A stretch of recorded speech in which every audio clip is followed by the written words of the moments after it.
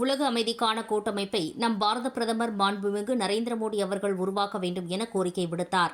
அமைதி பேரவை நிறுவன தலைவர் கவிஞர் பூசேசே நித்யானந்தம் சென்னை மேற்கு மாம்பலம் ஏரிக்கரை தெருவில் உள்ள காக்கும் கரங்கள் முதியோர் இல்லத்தில் தேசப்பிதா காந்தி மகான் 156வது பிறந்தநாள் விழா மற்றும் மாண்புமிகு பாரத பிரதமர் நரேந்திர மோடி அவர்களின் 75வது பிறந்தநாள் விழா அமைதி பேரவையின் சார்பில் கொண்டாடப்பட்டது. மேலும் கர்ம வீரர் காமராஜர் நினைவு நாள் அனுசரிக்கப்பட்டது. இந்நிகழ்ச்சியில் காக்கும் கரங்கள் முதியோர் இல்லத்தில் உள்ள தாய்மார்களுக்கு காலை சிற்றுண்டியை அமைதி பேரவையின் நிறுவன தலைவர் கவிஞர் பூசேசே நித்யானந்தம் அவர்கள் வழங்கினார்.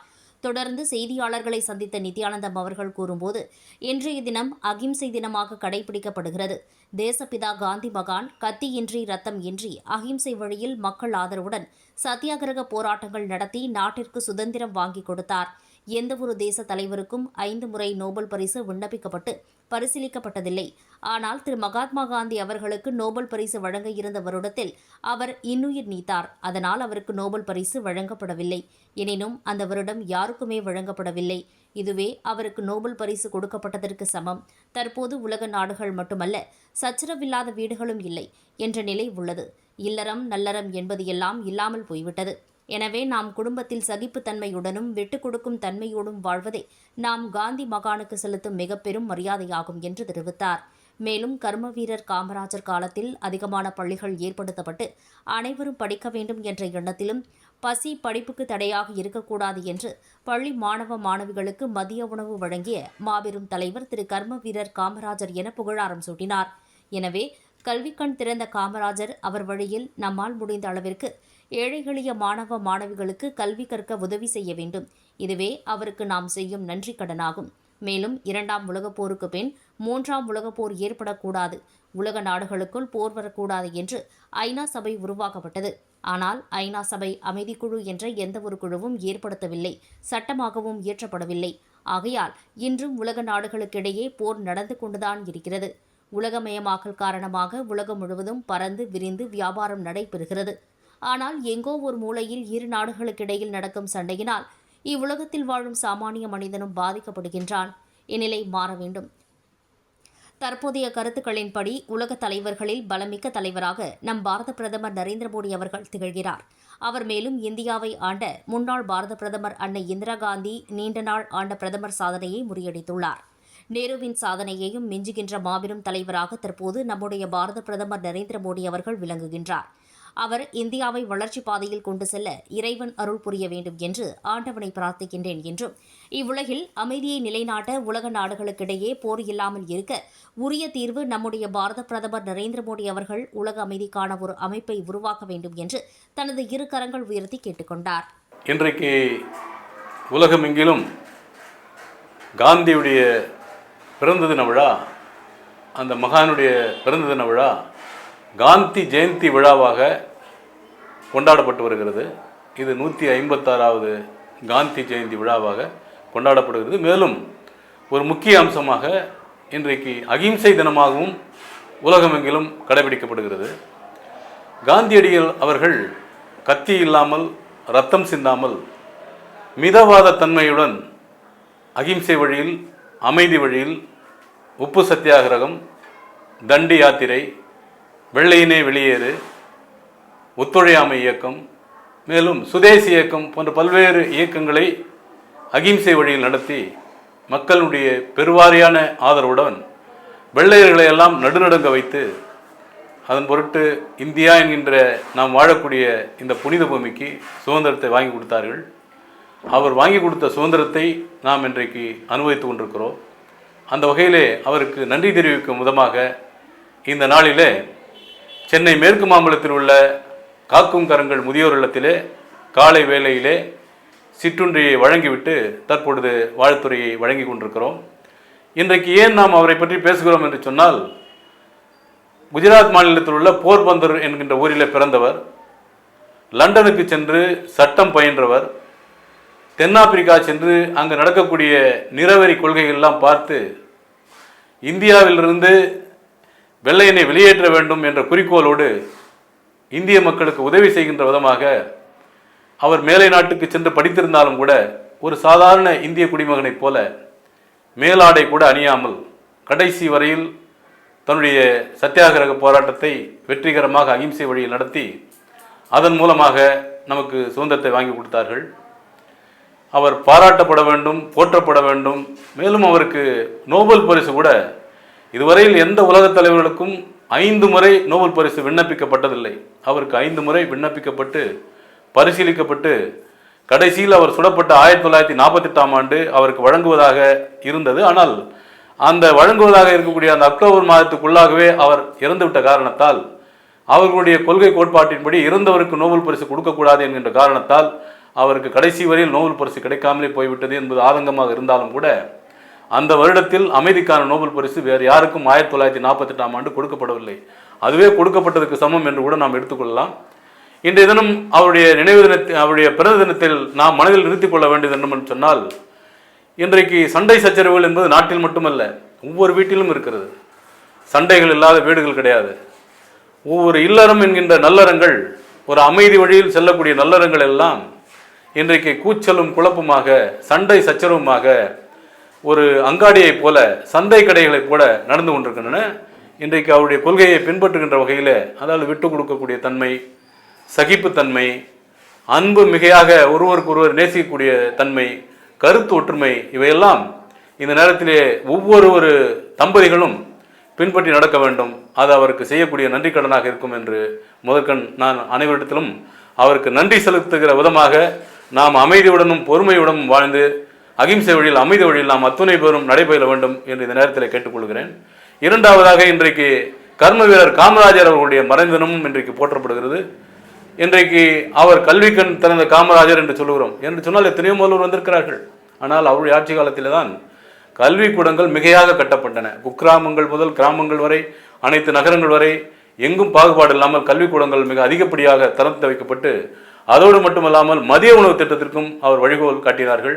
அந்த வகையிலே அந்த மகானுக்கு இன்றைக்கு நன்றி செலுத்தும் விதமாக, நம்மிடத்திலே பணம் காசு அவ்வளவாக இல்லாவிட்டாலும் கூட பரவாயில்லை, ஒருவர் படிக்க வேண்டும் என்று நினைத்தால் அவருக்கு உதவி செய்கின்ற வகையில் நாம் அவருக்கு வருட கட்டணம், கல்வி கட்டணம் கொடுக்கலாம். அவருடைய பொருளாதார வசதிக்கேற்ப. அவ்வாறு இல்லாவிட்டாலும் கூட நம்மால் முடிந்த உதவிகளை, நோட்டு புத்தகங்கள் வாங்குவதிலிருந்து நம்மால் என்ன உதவிகள் செய்ய முடியுமோ அந்த உதவிகள் செய்வதன் மூலமாக அவருக்கு நாம் இன்றைக்கு நினைவு தினத்திலே நன்றி செலுத்தக்கூடிய ஒரு கடமையாக அதை நாம் செய்கின்ற பொழுது அவருக்கு நாம் உண்மையிலேயே நாம் அஞ்சலி செலுத்துவதாக அமையும் என்பதை இந்த நேரத்தில் நான் அனைத்து மக்களிடத்திலும் கோடிட்டு காட்ட விரும்புகிறேன். மூன்றாவது, மிக முக்கியமான நபராக போற்றப்படுகின்ற இன்றைக்கு பாரத பிரதமர் அவர்கள் தன்னுடைய 75வது பிறந்த தினத்தை கொண்டாடி கொண்டிருக்கிறார்கள். செப்டம்பர் 17 அவருடைய பிறந்தநாள் விழா முடிந்துவிட்டது என்று சொன்னாலும் கூட, அவர் இன்றைக்கு உலகம் போற்றக்கூடிய ஒரு மாபெரும் தலைவராக தெரிந்து கொண்டிருக்கின்ற காரணத்தினால் இந்த வருடம் முழுக்க கூட அவரவர் வசதிக்கு ஏற்றார் போல தாராளமாக கொண்டாடலாம். ஏன் அரசாங்கமே கூட ஒரு 3 ஆண்டுகளுக்கு முன்னால் அடுத்த ஆண்டு ஜனவரி வரையில் கூட அவருடைய பிறந்த தினத்தை கொண்டாடியது. ஆகவே அந்த வகையில் இன்றைக்கு காந்தி ஜெயந்தி விழா என்று அவருடைய பிறந்தநாள் விழாவையும் ஏன் சேர்த்து கொண்டாடுகிறோம் என்று சொன்னால், இந்த அமைதி பேரவையின் சார்பில் இன்றைக்கு 2 பேரும் ஒரே குஜராத் மாநிலத்தை சேர்ந்தவர்கள். அவர் போர்பந்தரில் பிறந்தார், இவரும் அதே குஜராத் மாநிலத்தை சேர்ந்தவர் தான், அங்குதான் பிறந்தவர். ஆகவே இன்றைக்கு நாங்கள் முக்கியமாக ஒரு கோரிக்கை அவரிடத்தில் வைக்க விரும்புகின்றோம். அது என்னவென்று சொன்னால், கடந்த 21/9/2025 அன்று உலக அமைதி தினத்தை முன்னிட்டு கடந்த ஆண்டும் சென்னை ராஜரத்னம் ஸ்டேடியம் எழும்பூரிலே காவல்துறையினுடைய அனுமதி பெற்று உண்ணாவிரத்தை இருந்தோம். இந்த ஆண்டும் உண்ணாவிரத்தை இருந்தோம். அதில் ஒரு முக்கிய கோரிக்கை ஒன்று வைத்திருக்கிறோம். அதில் அந்த முக்கிய கோரிக்கை என்னவென்று சொன்னால், ஐநா சபை துவங்கப்படுகிற பொழுது 1945ஆவது வருடம் அக்டோபர் மாதம், அதாவது 2ஆம் உலகப் போருக்கு பின்னால் ஐநா சபை துவக்கப்படுகிறது. ஐநா சபையினுடைய முக்கிய குறிக்கோளாக அன்றைக்கு வைக்கப்பட்டது என்னவென்று சொன்னால், 3ஆம் உலகப் போர் நடந்துவிடக்கூடாது, இனி ஒரு உலகத்தில் எந்த ஒரு போரும் மூலவே கூடாது. அப்படி மூலாமல் இருப்பதற்கு அனைத்து நாடுகளும் ஒத்துழைப்பு நல்க வேண்டும். சண்டை போடக்கூடிய நாடுகளாக இருந்தாலும் கூட நட்புறவை பாராட்ட வேண்டும்.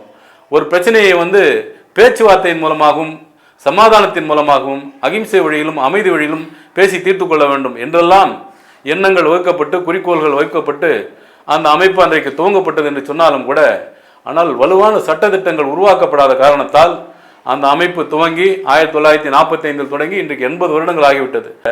சண்டை சச்சரவுகள் அடிக்கடி நடந்து கொண்டுதான் இருக்கிறது. அதை யாரும் தடுப்பதற்கும் இல்லை. அதற்கு வலுவான உலக அளவில் அமைதிக்கான அமைப்புகள் எதுவும் துவக்கப்படவில்லை. ஆகவே இன்றைக்கு இந்த பிறந்தநாள் விழாவின் மூலமாக நான் மாண்புமிகு பாரத பிரதமரிடத்தில் முக்கியமான ஒரு கோரிக்கை வைக்க விரும்புவது என்னவென்று சொன்னால், தயவு செய்து அந்த பணியை தாங்கள் துவக்க வேண்டும். ஏனென்று சொன்னால், நீங்கள் இந்தியாவுக்கு சிறந்த தலைவராக திகழ்வதோடு மட்டுமல்லாமல் அண்மையில் எடுக்கப்பட்ட இந்த கருத்து கணிப்புகளில் எல்லாம் உலக அளவில் சக்தி வாய்ந்த தலைவராக நம்முடைய பாரத பிரதமர் தேர்வு செய்யப்பட்டிருக்கிறார்கள் என்பது நாமெல்லாம் மகிழ்ச்சி பட வேண்டிய ஒரு முக்கியமான விஷயமாகும். அதோடு மட்டுமல்லாமல் இந்தியாவை ஆண்ட பிரதமர்களில் அன்னை இந்திரா காந்தி அவர்கள் 4077 நாட்கள் ஆண்டிருக்கிறார்கள்.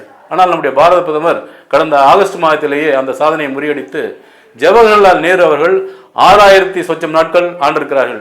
அந்த சாதனையை நோக்கி சென்று கொண்டிருக்கிறார்கள். கூடிய விரைவில் ஆண்டவன் அவருக்கு நல்ல உடல் நலத்தையும் மனபலத்தையும் கொடுத்து ஜவஹர்லால் நேரு இந்தியாவை ஆண்ட காலத்தை காட்டிலும் கூடுதலான காலத்தில் அவர் இந்திய பிரதமராக இருந்து ஆட்சியை நடத்தி இந்தியாவை பல்துறையிலும் வளர்ச்சி பாதையில் இட்டு செல்வார் என்பதை நிச்சயமாக நாம் அந்த காலத்திலே பாராட்டுவோம். நிச்சயமாக அதற்கு உடல்நலத்தையும் மனபலத்தையும் ஆண்டவன் கொடுத்து அவரை இந்தியாவுடைய அதிக அடியாக நாட்கள் ஆண்ட பிரதமர் வரிசையிலே சேர்ப்பார் என்றும் ஆண்டவனிடத்தில் இந்த நேரத்திலே நாம் பிரார்த்தனை செய்து கொள்வோம். இன்றைக்கு இப்படிப்பட்ட ஒரு சக்தி வாய்ந்த பிரதமராக இருக்கக்கூடிய பாரத பிரதமர் அவர்கள் அடிக்கடி சொல்வார்கள், வசுதேவ குடும்பம் என்று சொல்வார்கள். ஆகவே உலகத்தையே ஒரே குடும்பமாக பார்க்கக்கூடிய பார்வை நம்மிடத்தில் வளர வேண்டும் என்று சொல்வார்கள். ஆக இன்றைக்கு அதுதான் நடந்து கொண்டிருக்கிறது. ஐநா சபை துவங்கப்படுகிற போது 1945, அப்போது உலகமயமாக்கல் ஆக்கப்படவில்லை. ஆனால் 1990களில் உலகம் என்பது உலகமயமாக்கல் ஆக்கப்பட்டு விட்டது. குளோபலைஸ்ட் எக்கானமி என்று சொல்வார்கள். அனைத்து வர்த்தகங்களும் அனைத்து நாடுகளிலும் தங்கு தடையின்றி நடக்கின்றன. அதனால்தான் யாரோ ஒருவர் எங்கோ சண்டை போட்டால் நாம் பாதிக்கப்படுகிறோம். உதாரணத்திற்கு உக்ரைன் ரஷ்யா போரை எடுத்துக்கொண்டால் அவர்கள் உக்ரைன் ரஷ்யாவில் தான் சண்டை போடுகிறார்கள். அவர்கள் சண்டை போடுவதற்கு நியாயமான பல காரணங்கள் இருக்கிறது.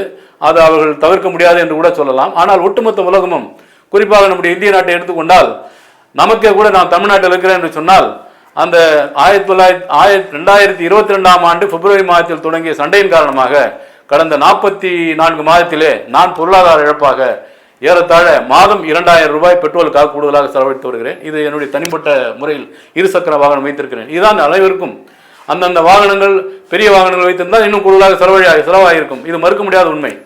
ஆனால் அப்படி இருந்தும் தங்கு தடையின்றி போர் நடந்து கொண்டிருக்கிறது. எந்த நாடும் மற்ற நாடுகளை பற்றி சிந்திப்பதில்லை. உலகமய மக்கள் ஆக்கப்பட்டு விட்டது என்ற நினைவு போர் செய்யும் முன்னர் அவர்களுக்கு வருவதும் இல்லை, நஷ்டம் கொடுப்பதில்லை.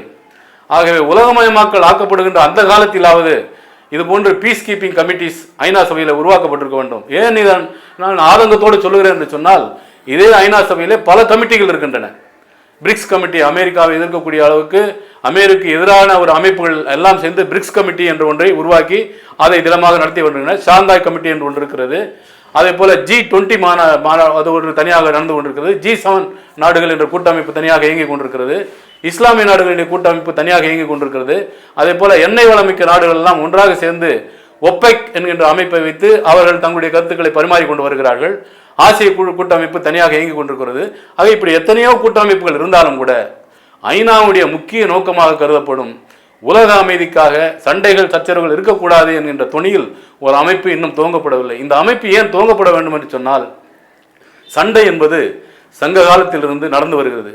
ஒரு மன்னர் இன்னொரு மன்னரோடு போரிடுவார். அதற்கு தன்னுடைய பராக்கிரமத்தை வெளிக்காட்டுவதற்காகவோ, தன்னுடைய வீரத்தை நிலைநாட்டுவதற்காகவோ, தன்னுடைய எல்லைகளை விரிவாக்கம் செய்வதற்காக ஏதோ ஒரு காரணம். அந்த காலத்திலிருந்து ராமாயணமாக இருந்தாலும் மகாபாரதம் சண்டை என்பது விதிவிலக்கு இல்லாமல் நடந்து கொண்டுதான் இருக்கிறது. ஆனால் பாதிப்பு இல்லாமல் இருந்தது. சங்க காலத்திலே நடைபெற்ற சண்டைகளில் அந்த மன்னர்கள், 2 மன்னர்கள் பாதிக்கப்படுவார்கள். அப்படியே மிஞ்சி போனால் அக்கம் பக்கத்தில் ஓரிரு நாடுகள் பாதிக்கப்படலாம், எல்லை நாடுகள். ஆனால் பாதிப்பு மிக பெரிய அளவில் இல்லை. அப்பொழுது வாளையும் வேலையும் வைத்து சண்டை செய்தாக வரலாறு சொல்லுகிறது. இப்போது நவீன ஆயுதங்கள் வந்துவிட்டன. அதோடு மட்டுமில்லாமல் யார் எங்கு சண்டை போட்டாலும் உலக நாடுகள் உலகமய மக்கள் ஆக்கப்பட்டுவிட்ட காரணத்தால் அனைத்து நாடுகளும் மிகப்பெரிய பொருளாதாரத்தை இழப்பை சந்தித்து வருகின்றன. இப்படிப்பட்ட தருணத்திலே இந்த அமைதிக்கான அமைப்பு நிச்சயமாக துவங்கப்பட வேண்டும். இன்றைக்கு வரை துவங்கப்படவில்லை. அதற்கு நம்முடைய பாரத பிரதமர் முன்னோடியாக இருந்து பிள்ளையார் சுழி போடுவதைப் போல, அவரே சொல்வதைப் போல, வசுதேவ குடும்பம், ஒட்டுமொத்த குடும்பமும் நம்முடைய இந்திய குடும்பமாக பாவிக்க வேண்டும் என்கின்ற உணர்வு அவரிடத்தில் இயற்கையாக இருக்கின்ற காரணத்தினால், மேலும் நம்முடைய தமிழர் யாதும் ஊரே யாவரும் கேளீர் என்று என்றைக்கோ பாடிவிட்டு சென்று விட்டான். இந்த உலகத்தில் வாழக்கூடிய அத்துணை மனிதர்கள் நம்முடைய உறவினர்களாக பாவிக்க வேண்டும், நம்முடைய ஊராக பாவிக்க வேண்டாம் என்று சொல்லுகின்றான். ஆகவே அந்த உயர்ந்த கருத்தின் அடிப்படையில் கெட்ட போரிடும் உலகத்தை வேரோடு சாய்ப்போம் என்று பாரதிதாசனுடைய கருத்துக்கு வலு சேர்க்கின்ற வகையில், போர் இல்லாத ஒரு உலகத்தை ஏற்படுத்துகின்ற வகையில் நம்முடைய மாண்புமிகு பாரத பிரதமர் அவர்கள் இந்த பிறந்த நாளிலே அவரிடையே வைக்கக்கூடிய அந்த கோரிக்கை, இன்றைக்கு காலையிலே கூட நாங்கள் இந்த காக்கும் கரங்கள் மையத்திலே சென்று அவர்களுடைய வாழ்த்துறை எல்லாம் நம்முடைய பிரதமருக்கும் அதே போன்ற மகாத்மா காந்தியுடைய வாழ்க்கைக்கு நாங்கள் சேர்த்து விட்டு இங்கே வந்து நாங்கள் பேசிக் கொண்டிருக்கிறோம். ஆகவே இந்த நேரத்தில் நான் மிகவும் பணிவோடு கேட்டுக்கொள்வது விரும்புவது என்னன்னு சொன்னால், மாண்புமிகு பாரத பிரதமர் அவர்கள் இதை ஒரு முக்கிய பிரச்சனையாக, இதை ஒரு முக்கிய கோரிக்கையாக கையில் எடுத்து நிச்சயமாக இதற்கு ஒரு தீர்வு காண வேண்டும். மேலும் இது குறித்து கடிதமும் நான் அனுப்ப இருக்கிறேன். நேரடியாகவும் அவரை சந்தித்து பேசுவதற்கு அந்த கடிதத்தின் வாயிலாக அனுமதியும் கேட்க இருக்கின்றேன். அவ்வாறு இல்லாமல் தற்போது அடிக்கடி அவர் தமிழகத்துக்கு விஜயம் செய்கின்றார். அப்படி விஜயம் செய்கின்ற போதாவது என்னை சந்தித்து பேசுவதற்கு வாய்ப்பு கொடுத்தால் அதை மிகவும் என்னுடைய வாழ்நாளில் எனக்கு கிடைத்த மகிழ்ச்சியான நாளாக கருதி அந்த வாய்ப்பை நல்ல முறையில் பயன்படுத்தி உலக அமைதிக்காக நாங்கள் வைத்திருக்க கோரிக்கை எல்லாம் அவரிடத்திலே வைத்து ஒரு சில நிமிடங்களேனும் கண்டிப்பாக அவரிடத்திலே பேசுவோம். அதற்கு அந்த வாய்ப்பை அவர்கள் கொடுக்க வேண்டும். மேலும் பன்மொழிகள் பேசுகின்ற மக்கள் எல்லாம் பாசமுடன் பழகுவதற்கு ஒழுமைப்பாட்டை இன்று முதல் கடைபிடிப்போம் என்றே நாவில் இசைக்கின்ற திருநாளே நாட்டின் நன்னாள். வானார்ந்த மேகங்கள் பொழியும் நீரே வறட்சிதனை பொசுக்கிவிடும் பசுமை கூட்டும். வானார்ந்த மேகங்கள் பொழியும் நீரே வறட்சிதனை பொசுக்கிவிடும் பசுமை கூட்டும். தேனார்ந்த எண்ணங்கள் நெஞ்சினில் உற தேசபக்தி ஒன்றேதான் வழியை காட்டும். ஆக இப்படிப்பட்ட எண்ணங்கள் எல்லாம் இன்றைக்கு இந்தியா என்பது பல மாநிலங்களாக பிரிந்து, பல மதங்களாக பிரிந்து, பல மொழிகளாக பிரிந்து, பல இனங்களாக பிரிந்து இருந்தாலும் கூட தேசிய ஒருமைப்பாட்டு அந்த தேசிய ஒருமைப்பாட்டு என்ற அந்த உயர்ந்த எண்ணத்துடன் ஒவ்வொரு இந்தியனும் இந்தியனாக பாவித்து ஒட்டுமொத்த இந்தியாவுடைய வளர்ச்சிக்கு தன்னுடைய பங்களிப்பை செலுத்துவதுதான் நாம் மோடி அவர்களுக்கு செலுத்தக்கூடிய சிறந்த நன்றி கடனாக இருக்கும் என்று இந்த நேரத்தில் சொல்லி, வாழ்க மோடி, வளர்க பாரதம், வெற்றி பாரதம், வந்தே மாதரம், வாழ்க வளர்க மோடி அவர்கள் பல்லாண்டு என்று இந்த நேரத்திலே நெஞ்சார நாவார சொல்லி இத்துடன் இந்த உரையை நிறைவு செய்கிறேன். நன்றி, வணக்கம்.